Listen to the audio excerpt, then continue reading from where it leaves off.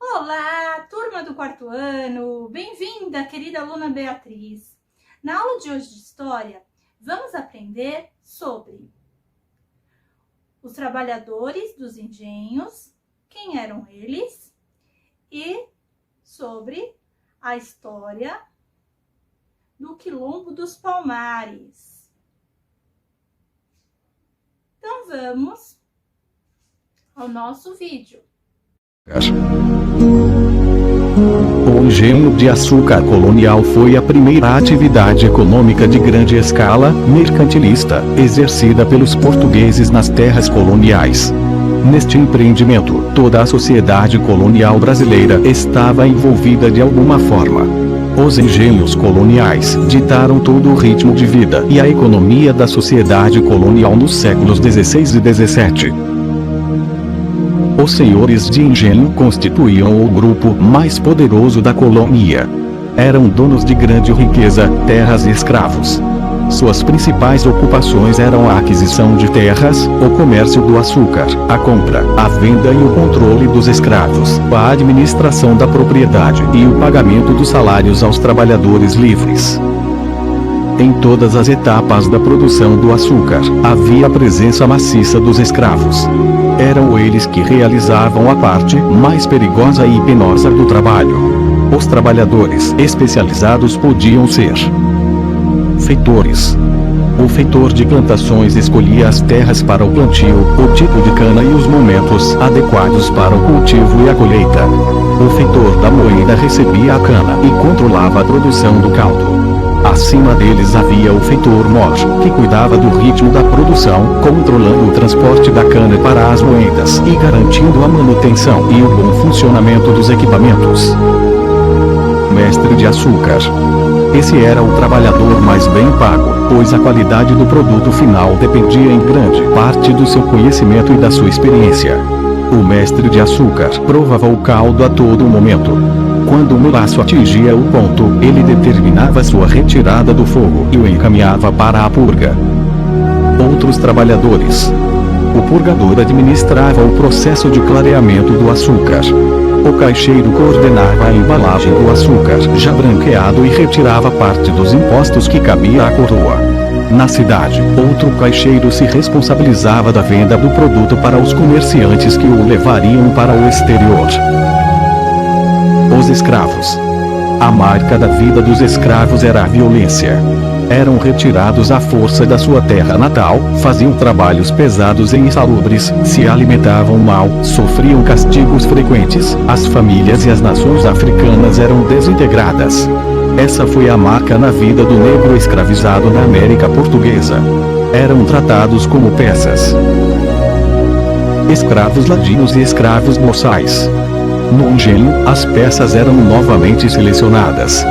Os escravos que tinham dificuldades de adaptação aos trabalhos, à língua e aos costumes da colônia eram chamados boçais.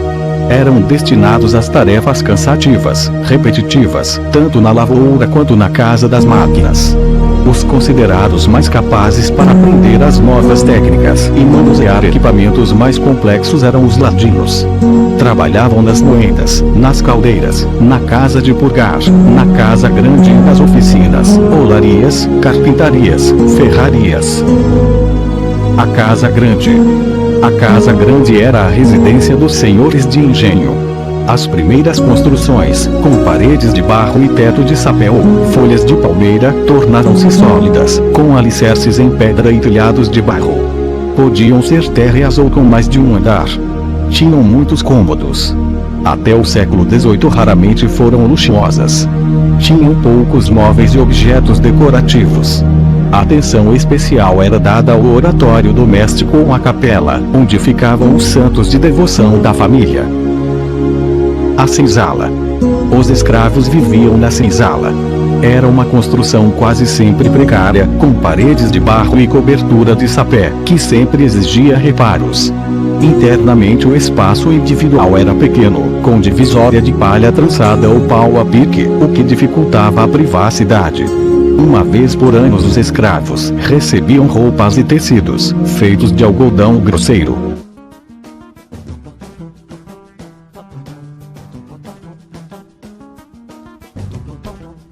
Ora, Paiobá, foi muito boa a sua ideia de comemorar o dia 20 de novembro com a comunidade. Caprichou, hein? Capoeira, comidas típicas, danças. Pois é, Dorinha, mas é uma maneira de lembrarmos a luta de Zumbi dos Palmares. Por isso essa data é comemorada o Dia da Consciência Negra. Dia 20 de novembro de 1695 é a data da morte de Zumbi dos Palmares, não é? Sim, Zumbi nasceu livre. Sua mãe estava a caminho do quilombo. Só que houve um ataque em Palmares e capturaram a criança, que foi criada pelo Padre Melo. Zumbi foi batizado como Francisco e tornou-se um coroinha. Quando ele tinha lá os 15 anos, ele aproveitou uma rebelião e foge para o quilombo dos Palmares. Em Palmares ele conheceu o seu tio, o líder Gangazumba. Com ele, Zumbi aprende técnicas de combate e o candomblé. Foi aí que começaram a chamá-lo de Zumbi, que significa aquele que nunca morre. Aos poucos, Zumbi tornava-se um dos guerreiros mais poderosos do quilombo. Foi aí que ele começou uma luta para libertar os escravos dos engenhos. Porém tamanho poder incomodou os portugueses. Alguns haviam tentado acordos com Gangazumba, mas não cumpriram. Zumbi tornou-se líder depois que Gangazumba morreu. Assim, os portugueses contrataram um bandeirante de São Paulo, Domingos Jorge Velho. Domingos era um experiente mercenário e, com estratégia sórdida, conseguiu assassinar Zumbi dos Palmares. A trajetória de Zumbi simboliza a luta pela liberdade e a consciência negra. Para nós, ele é um verdadeiro herói nacional.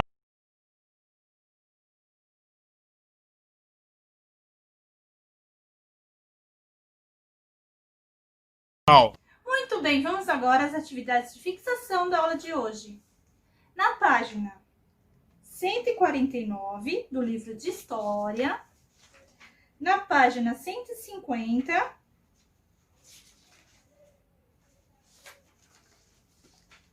na página 154,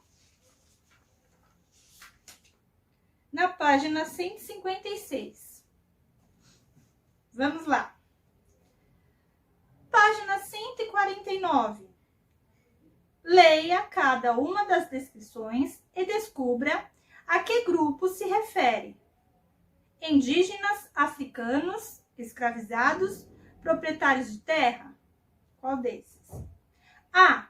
Eram portugueses que receberam terras para colonizar o Brasil. B. Eram os primeiros moradores e donos das terras do Brasil, foram perseguidos e escravizados e tiveram suas terras,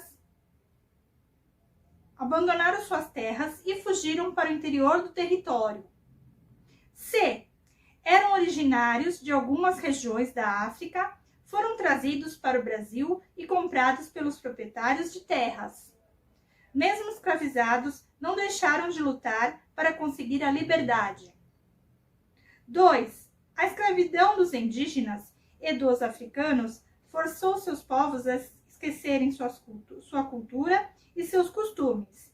Leia os textos para conhecer a opinião das pessoas que pertencem a esses povos, quer dizer.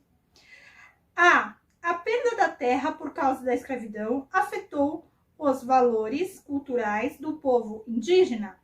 Leia o depoimento de uma mulher do povo, ok?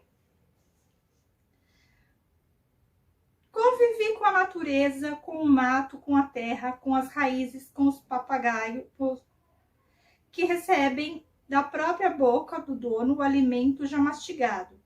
E conviver entre si, morar, habitar junto, permanecer junto. Não existe um viver que não seja viver junto. Morar é também ajudar a morar.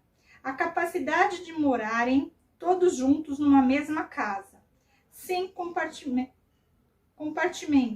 usando os objetos uns dos outros, compartilhando o mesmo fogo de cozinhar, repartindo os alimentos, socializando os seus bens e até os seus pertences, pois pensa-se em voz alta. Porque temos terras, podemos conviver, repartindo o espaço territorial e mais ainda o espaço vital da alegria ou da pariacana, que literalmente é o espaço do riso. Sônia Rosa, Os Tesouros de Monifá, ilustração de Rosinha, São Paulo, Brink Book, 2009. B. Marque um X na frase que você concorda.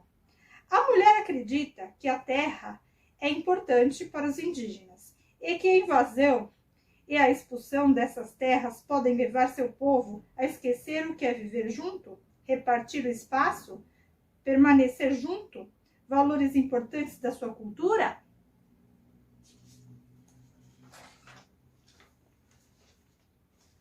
A mulher acredita que seu povo não precisa de terras para poder conviver, morar, habitar junto, permanecer junto? Para a mulher, viver junto é uma forma de aprender a dividir o que se tem, a ter alegria. Isso só é possível quando as pessoas têm uma terra? Para a mulher, as pessoas podem morar juntas, mas não precisam dividir tudo o que tem, nem a terra que deve ser de cada um e não de todos? C. O que representou a perda da liberdade para alguns descendentes de africanos escravizados? Leia o texto, dê sua opinião e ouça.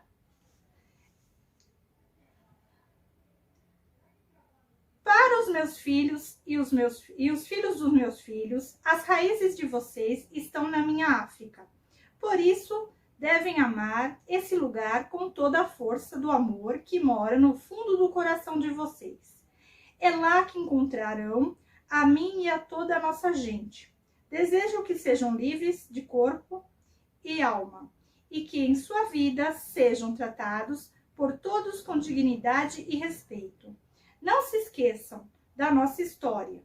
Não se esqueçam do nosso sofrimento. Mas, principalmente, não se esqueçam da nossa luta. O corpo pode estar preso, amarrado, maltratado, mas as ideias e os pensamentos nunca se escravizam. E é isso que faz a diferença. E o texto continua, ok? E é da mesma autora, ok? Muito bem.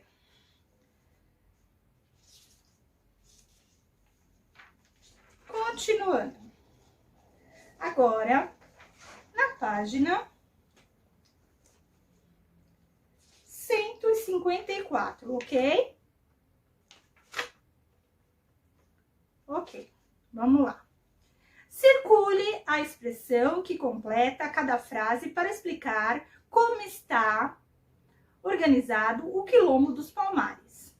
O Quilombo dos Palmares era um povoado, uma aldeia, uma vila, uma cidade, um engenho, uma usina? Qual? B. O quilombo tinha uma dezena, 4, 30. Qual desses? Ruas.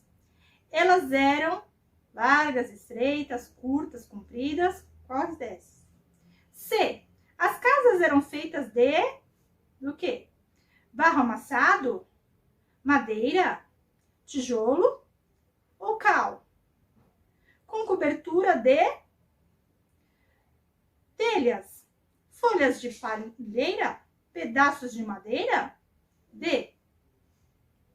No centro da povoação havia um largo com estas construções: engenho, depósito para guardar armas, munições, alimentos, casa grande, senzala, casa de conselho, capela, cisterna, casa dos homens?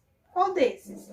2. Por que os quilombos dos Palmares era fortificado e tinha depósito de armas e munições? 3. No estado onde você mora, existem terras remanescentes de quilombos? Contorne o seu estado no mapa e descubra se há comunidades registradas, ok? Agora, na página 156. 1. Desenhe abaixo uma linha do tempo e represente os fatos da vida de Zumbi. 2. Consulte a linha do tempo e responda: quem foi o líder do Quilombo dos Palmares antes de Zumbi? B. Quanto tempo Zumbi resistiu à última invasão? C. Qual era a idade de Zumbi quando foi morto na invasão do Quilombo? E essas foram as atividades referentes à aula de hoje. Deixo aqui um grande abraço, fique com Deus e até a próxima aula!